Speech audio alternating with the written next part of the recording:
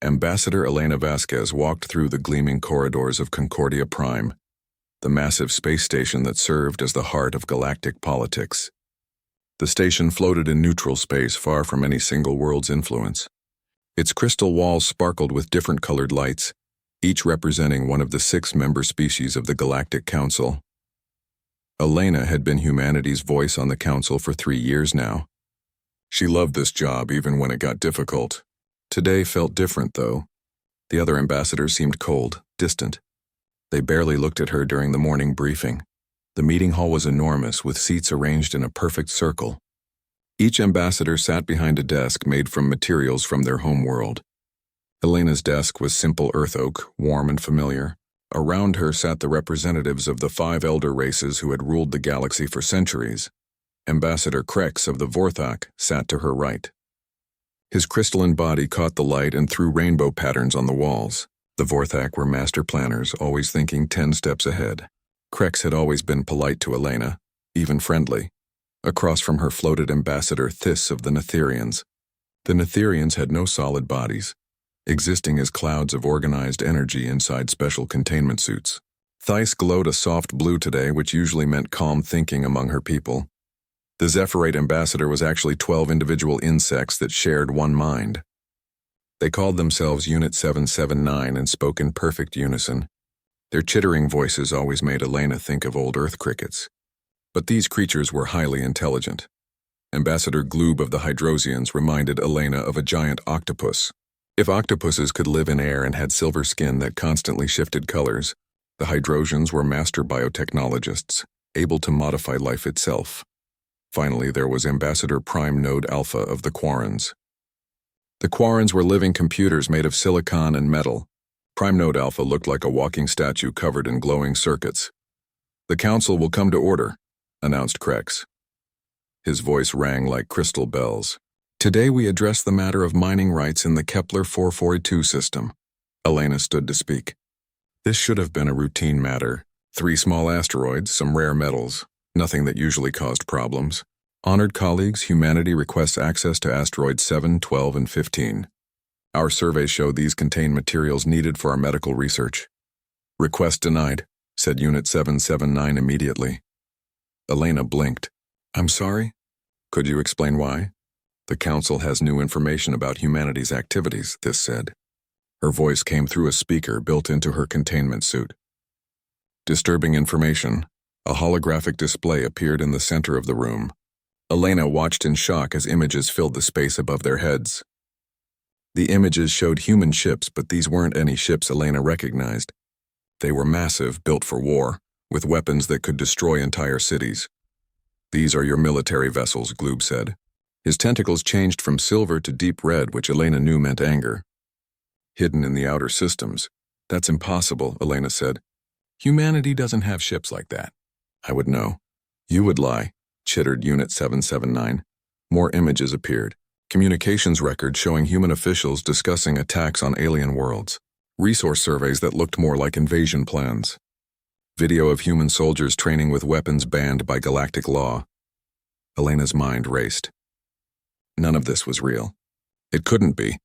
But the evidence looked perfect down to the smallest detail. Someone had spent enormous time and effort creating these false records. "This is fabricated," she said. "Someone is trying to frame humanity." "The evidence is clear," Prime Node Alpha said. His voice was flat and emotionless, like a computer reading data.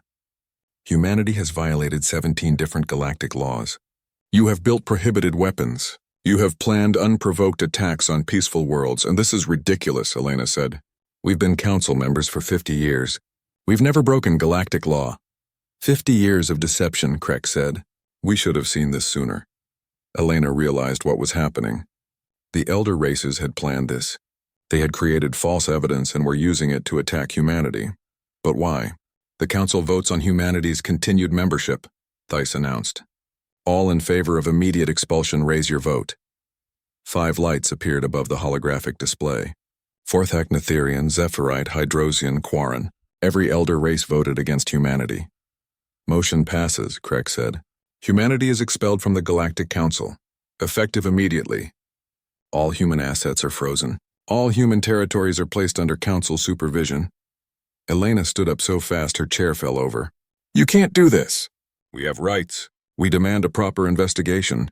You have no rights here, Unit 779 said. You are no longer council members. Security forces entered the chamber. Elena had never seen council security in full combat gear before. They wore armor that seemed to be made from all 5 elder races' technology combined. Their weapons hummed with deadly energy.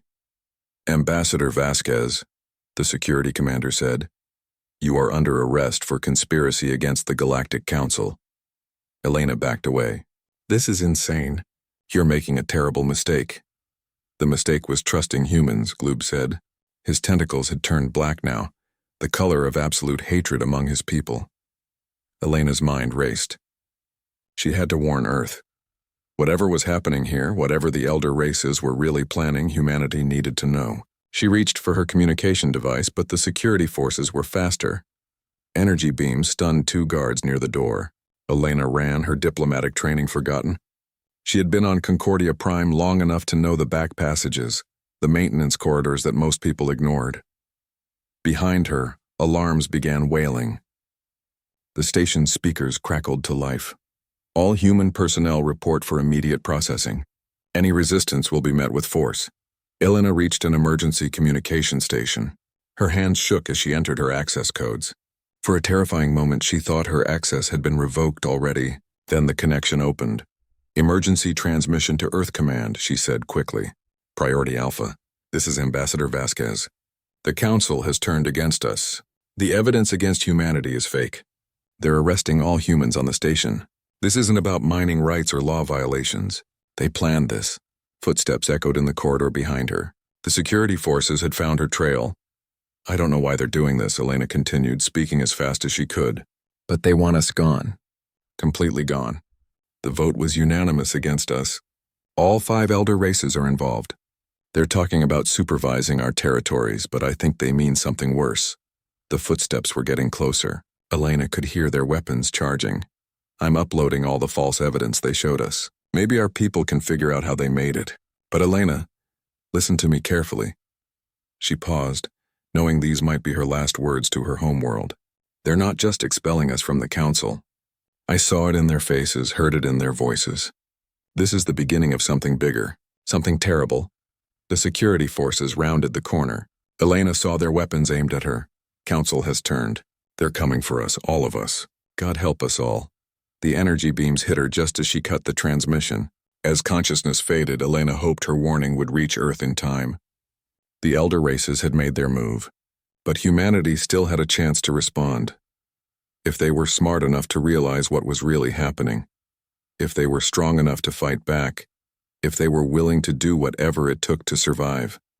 Admiral Sarah Chen stared at the tactical display showing the complete destruction of New Tokyo Colony. 3 hours ago, it had been home to 2 million humans. Now it was nothing but glowing debris floating in space. How many ships hit them? She asked her tactical officer.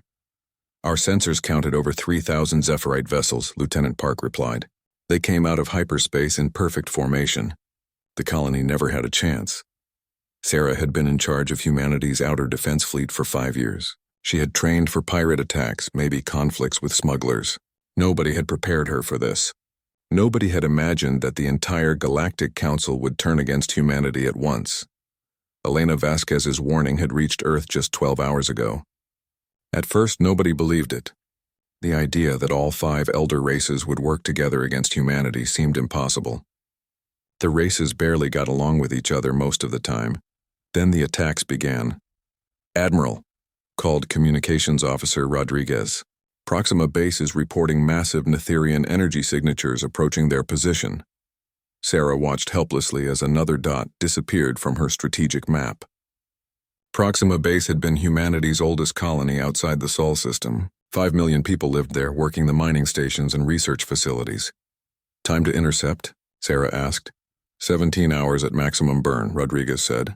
But Admiral, by the time we get there, Sarah nodded grimly. By the time any human ships could reach Proxima, there would be nothing left to save. The Netherians could drain all energy from a planet in minutes when they worked together. Every power source, every battery, every living thing that used electrical energy to survive. They could leave a world as dead as a cold stone. Incoming transmission from Earth Command, Rodriguez announced. President Marcus Webb's face appeared on the main screen. He looked like he had aged 10 years in the past day. Admiral Chen, what's your status? We've lost 7 colonies in the past 6 hours, Sarah reported. New Tokyo Proxima Base, the mining stations at Wolf 359, both research outposts in the Tau Ceti system, and the agricultural worlds at Gliesa 677C. Each attack was completely overwhelming. We're dealing with the combined fleets of all 5 elder races. Webb closed his eyes for a moment.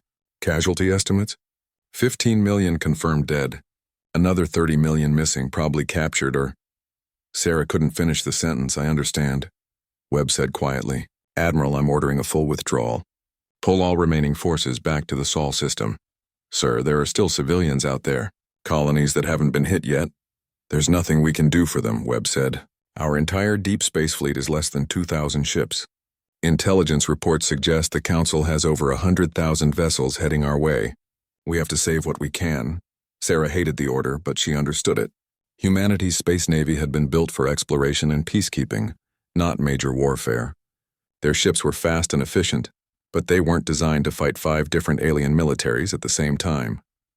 Pull back to Seoul, she told her fleet commanders. Emergency speed. Pick up any survivors you can, but don't engage Council forces unless you have no choice. Over the next 3 days, Sarah watched the systematic destruction of everything humanity had built beyond their home system. The elder races worked with terrible efficiency. The Vorthak directed strategy, their crystal minds calculating the most effective way to destroy human civilization. The Zephyrite swarmed over defended positions with millions of small ships. The Netherians drained power from any human technology they encountered. The Hydrosians released biological weapons that made entire worlds uninhabitable. The Quarrens jammed all human communications and hacked into every computer system they could find. The retreat was a nightmare. Sarah's ships managed to rescue about 3 million civilians from the outer colonies, but they had to leave so many more behind. The cargo holds of every human vessel were packed with refugees. Some ships carried 10 times their normal passenger capacity.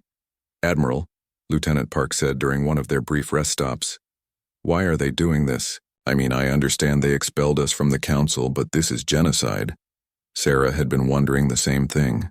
The official reason was humanity's supposed weapons program, but this response was far beyond anything justified by the evidence. Even if humanity had been building secret weapons, this level of destruction seemed insane. I think, Sarah said carefully, they've been planning this for a while. Maybe years. The weapons evidence was just an excuse, but why? Sarah looked at the tactical display showing human space shrinking by the hour. Because we scared them. Think about it. 50 years ago, humanity was stuck on one planet. Today we have colonies in 17 systems and ships that can match anything the elder races build. We've advanced faster than any species in galactic history. So they're stopping us before we become a threat? They're stopping us before we become equals, Sarah corrected. The elder races have controlled the galaxy for thousands of years. They don't want competition. The retreat to Sol took 5 days. By the time Sarah's fleet reached Earth's outer detection grid, they were being followed by the largest military force in galactic history. Long-range sensors showed over 200,000 Council ships approaching the solar system. Sarah met with Earth's remaining military leaders in an underground bunker in Colorado. The mood was grim. Everyone knew what the numbers meant.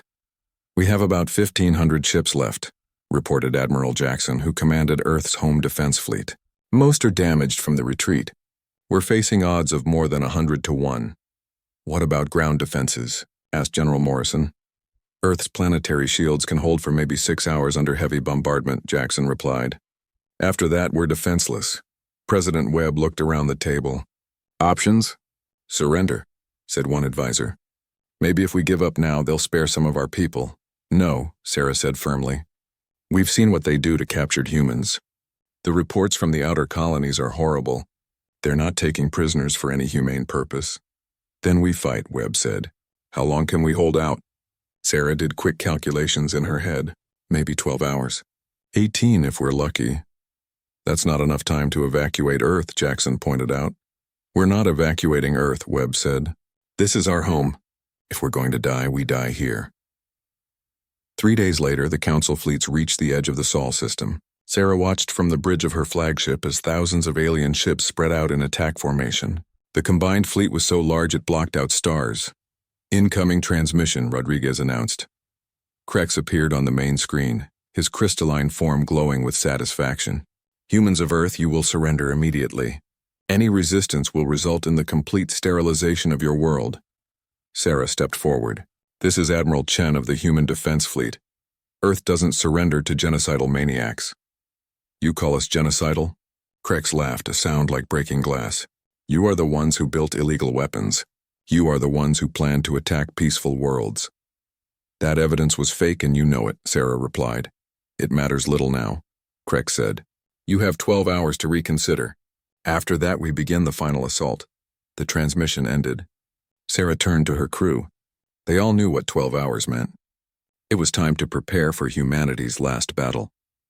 But in a secret facility deep beneath the Sahara Desert, Dr. Rachel Morrison was putting the finishing touches on humanity's real weapon. Something the elder races had never imagined. Something that would change everything. Dr. Rachel Morrison stood in the deepest underground facility on Earth, 3 miles beneath the Sahara Desert. The place had no official name, but the scientists who worked there called it Pandora's Box. For 30 years, Rachel had been preparing for this exact moment, hoping it would never come. "Dr. Morrison," came President Webb's voice through the secure communicator. "Are you ready?" Rachel looked around the massive chamber filled with advanced computers, biological laboratories, and weapons that defied every treaty humanity had ever signed. "Mr. President, once we do this, there's no going back. We become something different, something darker. The Council has made that choice for us," Webb replied. "They want to exterminate our entire species. What choice do we have?" Rachel had been asking herself that question for decades. The Prometheus Protocol had started as a theoretical project, a way to understand potential alien threats. But over the years, as humanity learned more about the elder races, it had become something else entirely. "Sir, you need to understand what we're about to unleash," Rachel said. "These weapons aren't designed to defeat enemy armies. They're designed to destroy entire species." 30 years ago, Rachel had been a young xenobiologist studying alien life forms. She had been fascinated by the incredible diversity of intelligent life in the galaxy. Each elder race was unique, amazing in its own way. The Quarrens were living computers, their consciousness existing as software running on silicon-based hardware.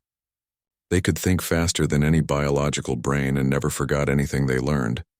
The Netherians existed as organized energy fields, able to manipulate electricity and magnetism in ways that seemed like magic. They could fly through space without ships and power entire cities with their own life force. The Zephyrites shared a collective consciousness, billions of individual insects linked into a single vast mind. They could coordinate perfectly and never disagreed among themselves. The Hydrosians were master biotechnologists, able to modify DNA like humans modified computer programs. They could create new life forms or modify existing ones in ways that seemed impossible. The Vorthak were living crystals, their bodies made of organized mineral structures. They could think in multiple dimensions and see patterns that other races missed completely. But as Rachel studied these amazing species, she began to notice something disturbing. Each one had characteristics that could be turned into weaknesses if someone was clever enough and ruthless enough to exploit them. "The virus programs are ready," reported Dr. Kim from the computer section. "We can upload them to the Quarren network through their diplomatic communication channels." Rachel nodded. The Quarren's greatest strength was their shared consciousness network. But networks could be hacked. And once you were inside a Quarren's mind, you could rewrite their basic programming. "Quantum disruptors are online," called Dr. Patel from the physics lab. "We can destabilize Netherian energy matrices from light years away." The Netherians' energy-based existence made them incredibly powerful, but it also made them vulnerable to quantum interference. The right frequency could tear their consciousness apart like static destroying a radio signal. "Biological weapons are loaded and ready," announced Dr. Singh from the Bioweapons Division, targeting both Zephyrite hive mind communication and Hydrosian cellular structure. Rachel had spent years studying how the Zephirites maintained their collective consciousness. It relied on specific brain chemicals and neural pathways. Disrupt those and the hive mind collapsed into billions of confused individual insects. The Hydrotians were even more vulnerable. Their ability to modify their own biology meant they had fewer natural defenses against engineered diseases. Resonance bombs are positioned and armed, reported Dr. Chen from the weapons lab. We can target every major Vorthak population center simultaneously. The Vorthak's crystalline bodies were incredibly strong, but crystal structures had natural frequencies. Hit them with the right sound waves and they would shatter like glass. Dr. Morrison, Webb's voice came through the communicator again. Council forces are beginning their final approach. We need to act now. Rachel looked at the activation console. 5 switches, each one labeled with the name of an elder race. Flip these switches and humanity would commit genocide on a scale never before seen in galactic history. Sir, Rachel said, I need you to understand something. When we activate these weapons, we're not just defending ourselves. We're proving that humanity is exactly as dangerous as the Council claims we are. Then maybe, Webb said quietly, it's time they learn to fear us. Rachel's finger hovered over the first switch. 30 years of preparation had led to this moment. She thought about the millions of humans who had already died, the children who would never grow up, the colonies turned to ash and radiation. Prometheus Protocol activation authorized, Webb said formally. Authorization code Omega-77. May God forgive us all. Rachel flipped the first switch. Across the galaxy, sleeper agents who had been waiting for decades began their work. Dr. Sarah Kim, who had been studying Quarren technology on their homeworld for 20 years, uploaded a virus into their central consciousness network. The virus looked like normal diplomatic communication traffic, but it carried a payload that began rewriting Quarren thought patterns. The effect was immediate and terrifying. The Quarren's shared consciousness began fragmenting. Individual Quarrens started experiencing what they had never felt before: loneliness, confusion, fear. Their perfect logic broke down as the virus introduced random errors into their thinking processes. Rachel flipped the second switch. In the Netherian home system, hidden quantum disruptors activated simultaneously.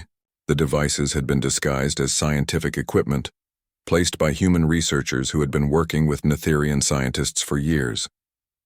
When they activated, they created quantum interference patterns that disrupted the energy fields that made up Netherian consciousness. Across 3 star systems, Netherian beings began losing cohesion. Their organized energy fields scattered like smoke in a hurricane.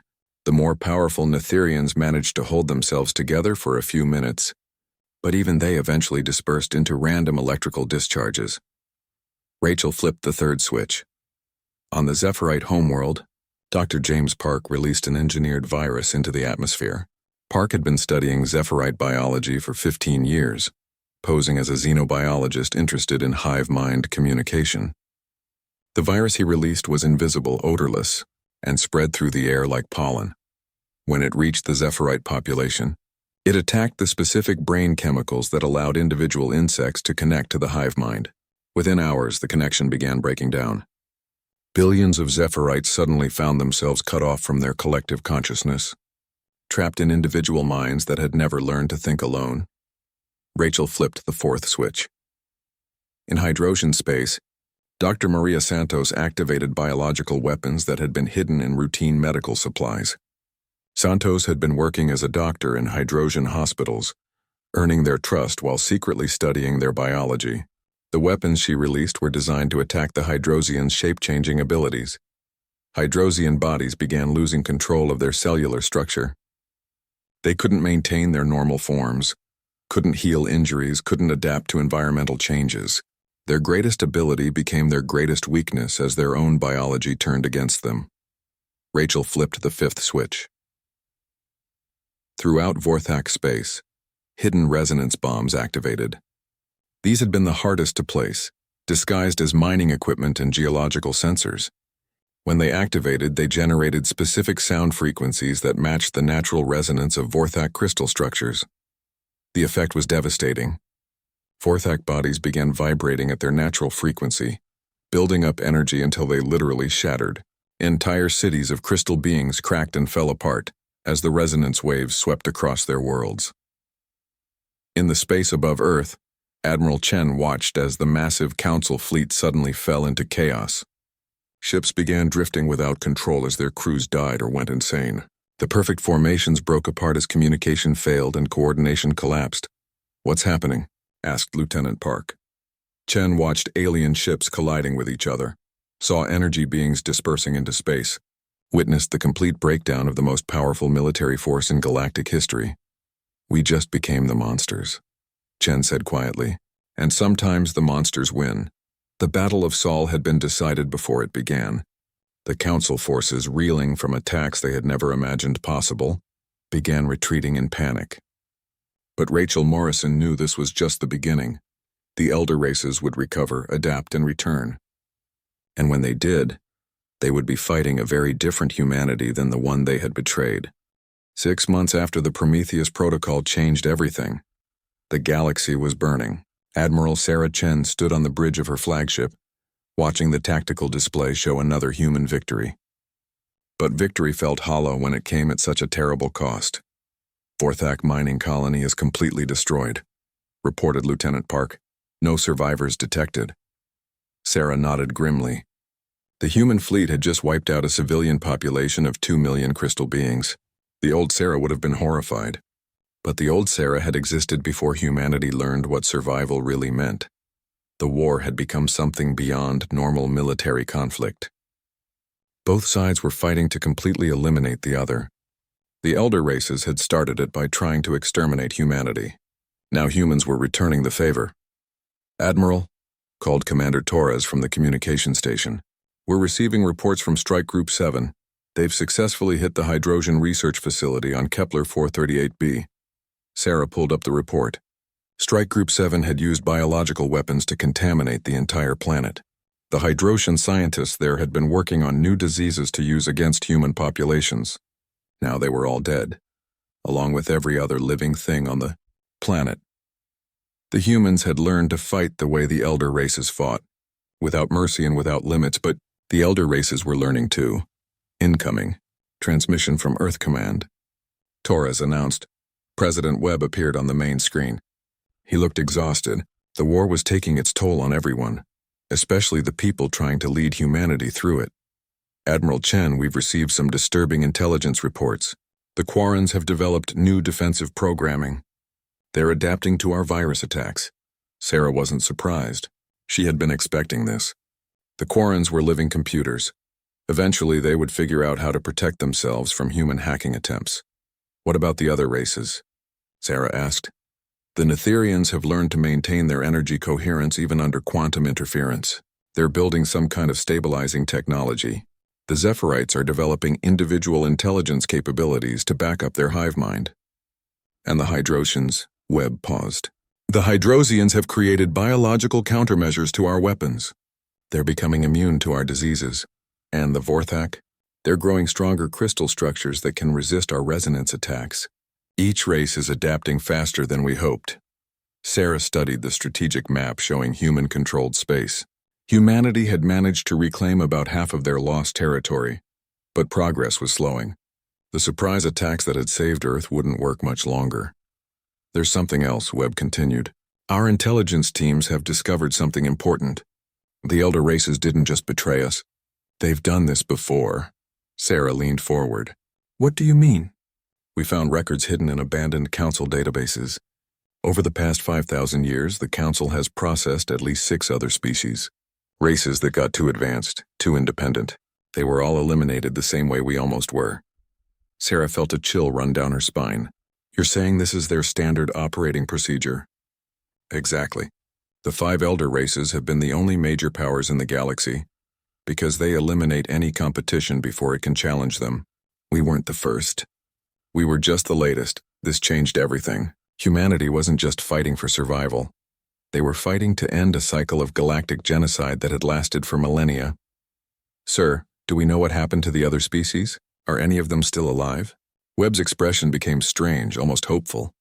"That's the remarkable part. We think some of them might be. Our deep space scouts are detecting signs of hidden settlements, abandoned technologies suddenly coming back online. It's like our war with the Council has encouraged survivors to come out of hiding." Over the next several weeks, Sarah's fleet began encountering the impossible. In dead star systems that the Council claimed were uninhabitable, They found thriving communities of species that were supposed to be extinct. The Kalari had been eliminated by the Council 3,000 years ago, or so the records claimed. But Sarah's ships found hidden Kalari cities built inside asteroids, their inhabitants surviving by staying completely hidden from Council detection. The Threnodi were supposed to have been extinct for 1,500 years. Their homeworld turned into a radioactive wasteland. But human scouts discovered that the Threnodi had learned to live in the planet's underground caverns, slowly working to heal their poisoned world. Most surprising of all were the artificial intelligences. The Council had supposedly destroyed all AI civilizations for being too unpredictable. But when human ships arrived in certain systems, ancient computer networks suddenly activated, reaching out to make contact. "This is processing node Epsilon Prime of the Synthetic Collective," came a transmission from what had appeared to be an empty star system. "We have been waiting 2,147 years for someone to challenge Council authority. How may we assist in their destruction?" Sarah found herself commanding not just human forces, but a growing alliance of survivors from the Council's previous genocides. Each species brought unique capabilities to the war effort. The Kalari were master engineers who could build amazing technology from scrap materials. The Threnodi were experts at biological warfare, having learned to fight diseases and toxins for over a millennium. The AIs could hack any computer system and coordinate attacks across vast distances.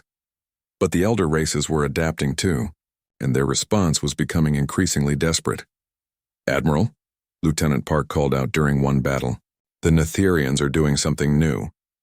Sarah watched in horror as a Netherian fleet began draining energy from the nearby star.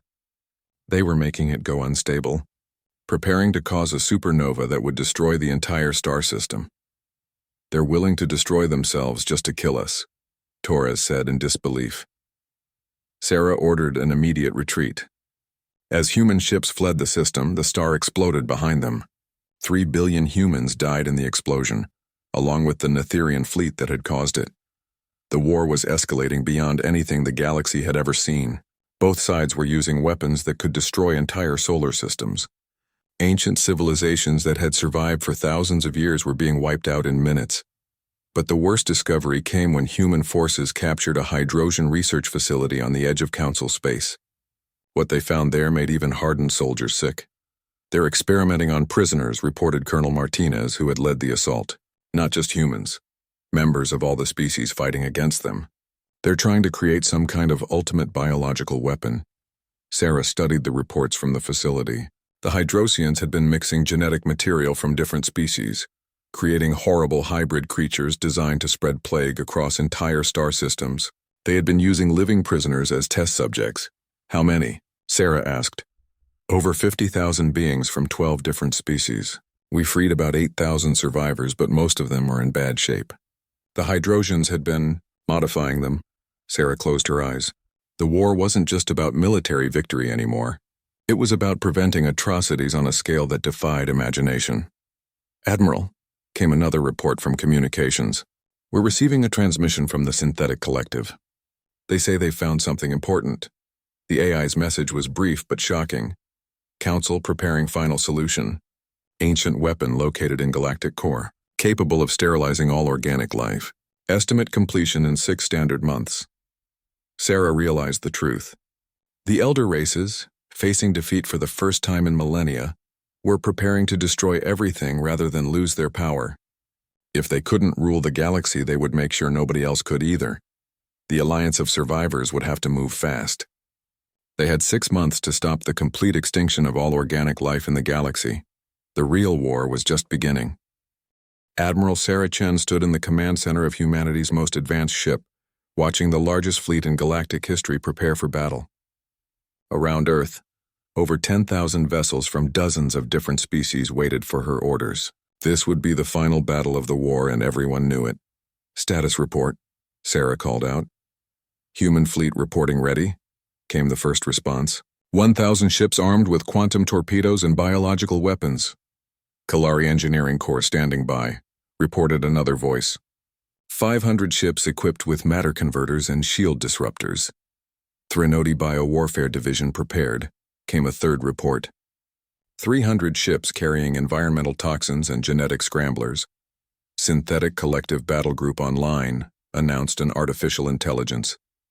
2,000 automated vessels with adaptive weapon systems. The reports continued for several minutes. Survivors from 8 different species had joined the alliance, each bringing their own unique military capabilities. The fleet represented every species the Council had tried to eliminate over the past 5,000 years. But their enemy was equally impressive. Intelligence reports showed that the 5 elder races had gathered their remaining forces around the galactic core, where they were building their ultimate weapon. Over 50,000 Council ships protected the construction site. Admiral Chen, came President Webb's voice from Earth. Final authorization codes are being transmitted now. You are cleared to use any and all weapons necessary to stop the Council.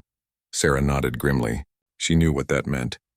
Humanity and its allies were prepared to commit genocide on an unprecedented scale to prevent the extinction of all organic life. The weapon the Council was building would sterilize every planet in the galaxy. It would destroy not just their enemies, but every living thing that existed. Trillions of innocent beings would die just so the elder races could maintain their power. All ships, Sarah announced across the fleet communication network. This is Admiral Chen. Today we end 5,000 years of tyranny. Today we make sure no species ever again faces extinction for the crime of becoming too advanced. All ships jump to hyperspace. Target, the galactic core. The journey to the center of the galaxy took 18 hours. When the Alliance fleet emerged from hyperspace, they found themselves facing the most massive military force ever assembled. The Council's defensive fleet filled space for millions of kilometers. Vorthak crystal ships that looked like flying cathedrals, Netherian energy vessels that glowed like small suns, Zephyrite swarm fleets consisting of millions of tiny ships, Hydrogen bioships that seemed to be alive, Quarren logic ships that moved in perfect mathematical formations. At the center of this defensive fleet, Sarah could see the weapon itself. It was built around an artificial black hole, using the incredible gravitational forces to power systems that could affect the entire galaxy. Energy readings suggested it was almost complete. Council fleet is hailing us, reported Lieutenant Park. Put them through, Sarah said. Krex appeared on the main screen, his crystalline form flickering with angry light. Behind him, Sarah could see the other Council leaders, this floating in her energy field. Unit 779's insect collective chittering quietly. Gloob's tentacles changing colors rapidly, and Prime Node Alpha's circuits glowing with computational power. So the prey comes to us at last, Krex said. You realize you cannot win. Our fleet outnumbers yours 5-1. This isn't about numbers, Sarah replied. It's about stopping you from committing galactic genocide. Genocide? Tis laughed, her energy field crackling with amusement. We are preventing chaos. For 5,000 years, we have maintained order in this galaxy. We eliminate dangerous species before they can threaten civilized life. You eliminate anyone who might challenge your power, Sarah said. We know about the other species you've destroyed. We know about the survivors you've been hunting for millennia. They were all dangerous. Unit 779 chittered in unison. Just as you are dangerous. Better to eliminate the threat than allow it to grow. And now you're planning to eliminate everything, Sarah said. Every organic life form in the galaxy. If necessary, Gloob said, his tentacles turning deep red. Better a clean galaxy than a chaotic one. Sarah cut the transmission. There was nothing more to say. The Council would rather destroy everything than lose their control. All ships, attack formation, Sarah ordered. Target their primary defenses. We need to reach that weapon. The battle that followed was unlike anything in galactic history. Weapons that could destroy planets were used freely by both sides. Entire star systems became battlefields as the two fleets tore each other apart. The Kalari ships used their matter converters to turn Council vessels into clouds of free atoms. The Threnodi released biological weapons that consumed metal and crystal alike. The synthetic collective overwhelmed enemy computer systems with logic viruses. Human ships fired quantum torpedoes that erased their targets from existence. But the Council fought back with equal ferocity. Vorthak ships fired resonance beams that shattered allied vessels like glass. Netherian energy fleets drained power from entire squadrons, leaving them dead in space. Zephyrite swarms overwhelmed individual ships through sheer numbers. Hydrosian bioweapons turned allied crews into mindless drones. Quarren logic ships predicted every tactical move and responded perfectly. The battle raged for 6 hours, Sarah watched her fleet slowly pushing toward the galactic core weapon. But the cost was enormous. Half her ships were already destroyed or disabled. The Council forces were taking heavy losses too, but they had more ships to lose. "Admiral," called Commander Torres, "we're detecting massive energy buildup from the weapon. They're trying to activate it early." Sarah realized the Council was willing to sacrifice their own fleet to complete their plan. If they could activate the weapon now, it would destroy everything in the galactic core, including both fleets. But the sterilization wave would still spread across the galaxy. "All ships. Emergency speed toward the weapon," Sarah ordered. "We have to stop them now." The final push was a nightmare of desperate combat. Alliance ships rammed Council vessels when their weapons failed. Crews fought hand-to-hand on boarding actions between alien races that had never met before. The space around the galactic core became filled with debris from thousands of destroyed ships. Sarah's flagship broke through the final defensive line just as the weapon began its activation sequence. She could see the artificial black hole starting to emit strange energies that would soon spread across the galaxy. "Admiral," reported Dr. Morrison from the science station, "the only way to stop the weapon is to overload the black hole's containment field. But that will cause it to collapse into a natural black hole. Everything within 10 light years will be pulled in." Sarah looked around her bridge at the faces of her crew. They all understood what that meant. Stopping the weapon would require sacrificing everyone in the immediate area, both Alliance and Council forces. "How many ships are in the danger zone?" Sarah asked. "Approximately 15,000 vessels from both fleets," Dr. Morrison replied. "Maybe 300,000 crew members total." Sarah thought about the trillions of beings across the galaxy who would die if she failed to act. She thought about the children on Earth and 1,000 other worlds who deserved a chance to grow up. She thought about the species that had survived in hiding for thousands of years, waiting for someone to free them from Council tyranny.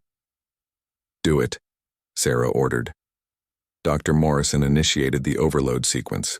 Around them, space began to twist as the artificial black hole lost containment. Sarah watched as Council ships and Alliance vessels alike were pulled toward the growing gravitational anomaly. "Admiral," Park called out, "incoming transmission from all Council leaders." Sarah accepted the transmission. The 5 elder race leaders appeared on her screen, their ships also being pulled toward destruction. "You have doomed us all," Krek said, but his voice lacked its usual arrogance. "We doomed ourselves," Sarah replied, "the moment you decided that power was more important than life itself." "The galaxy will fall into chaos without our guidance," This said. "Then we'll learn to live with chaos," Sarah answered. "At least we'll be alive to try." The transmission cut as the Council leaders' ships were pulled into the collapsing black hole. Sarah felt her own ship being drawn in by the incredible gravitational forces. "Admiral," Torres said quietly, "it's been an honor serving with you." Sarah nodded. Around her, the bridge crew worked calmly at their stations, ensuring the weapon's destruction would be complete. They had saved the galaxy, but they wouldn't live to see it. But just as Sarah's ship reached the point of no return, emergency hyperspace portals opened throughout the danger zone. The synthetic collective had calculated exact escape vectors for every surviving ship, both Alliance and Council vessels. "This is processing node Epsilon Prime," came the AI's transmission. "Emergency evacuation in progress. All ships follow the hyperspace corridors to safety." The artificial intelligences had found a way to save most of the crews from both fleets. It was a final act of mercy in a war that had seen too little of it. 3 days later, Sarah stood in the rebuilt United Nations building on Earth, looking out at representatives from dozens of species. The war was over.